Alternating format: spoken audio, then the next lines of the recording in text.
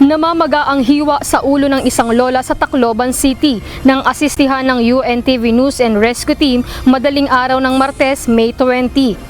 Nagtamo rin ito ng gasgas sa kanang braso at iniinda ang pananakit ng kanang paa at dibdib.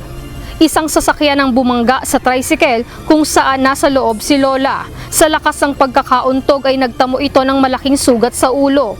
Halos matanggal na ang gulong ng tricycle sa lakas ng pagkakabangga. Hindi na nahabol ang nakabangga dahil tinakbuhan na sila nito.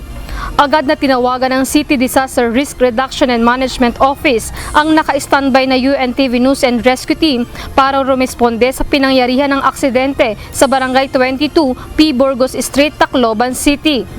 Papasok na sana ng trabaho bilang tindera ang 66 anyos sa biktima nang mangyari ang insidente. Agad namang inasikaso ng team ang sugat nito upang maampat ang pagdurugo.